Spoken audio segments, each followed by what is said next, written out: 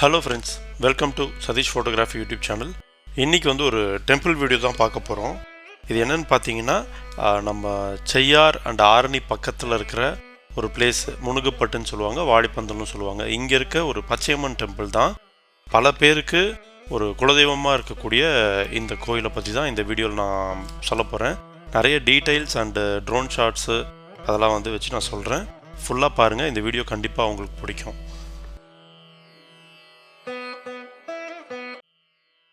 Hello friends, இது வந்து பார்த்தீங்கன்னா செய்யார்லேருந்து எக்ஸாக்டாக 24 கிலோமீட்டர்ஸில் இருக்குங்க. பஸ் ஆப்ஷனும் இருக்குது. பஸ்ஸில் நீங்கள் சென்னையிலேருந்து போகிறதுனா வேலூர் போயிட்டு அங்கேருந்து ஆரணி போயிட்டு போகலாம், ஆர்எல்ஸ் டேரெக்டாக செய்யார் போயிட்டு அங்கேருந்தும் போகலாம்.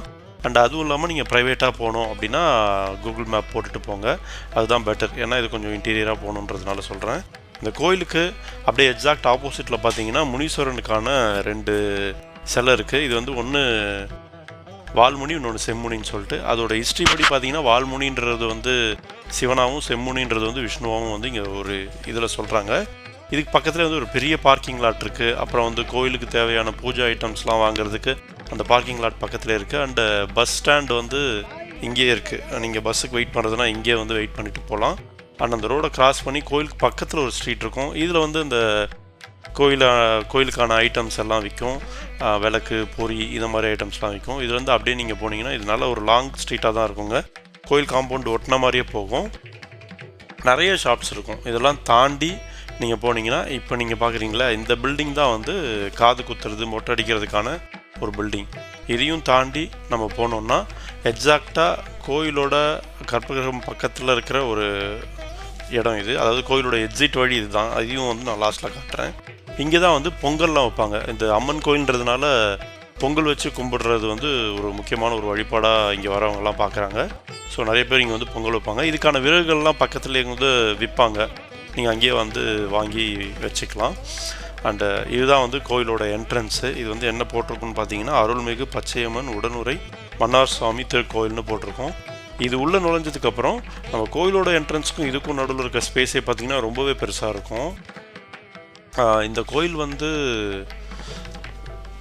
வெளியிலே வந்து அந்த காம்பவுண்டு உள்ள இந்த மாதிரி ஒரு இடமும் இருக்குங்க. இங்கே வந்து நிறைய அந்த சின்ன சின்ன சிலைகள், நம்ம நார்மலாக பார்க்குற கோயில் சிலைகள் மாதிரிலாம் இருக்கும்.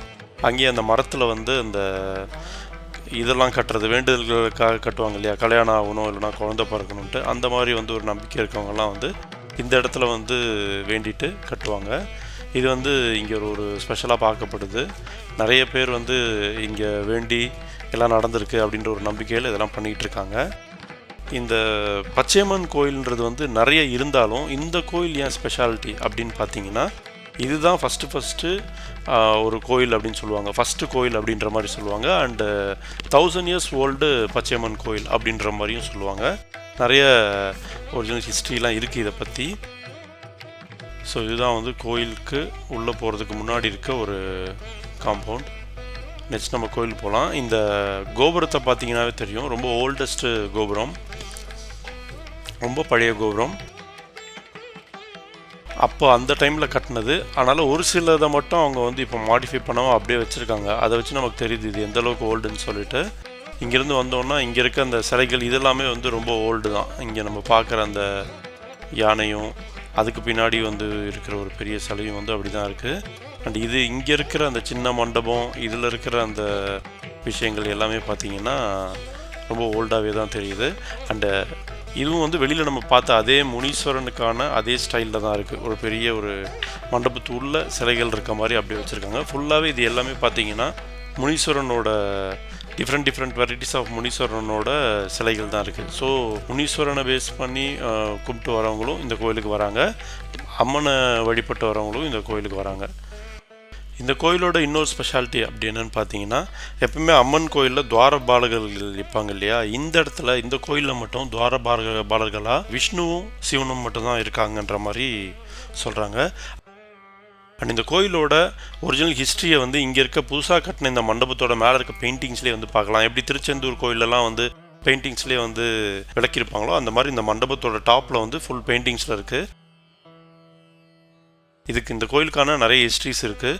ஏன் இந்த கோயிலோட ஊர் பேர் ஏன் இப்படி வந்தது அப்படின்றதெல்லாம் இருக்குது.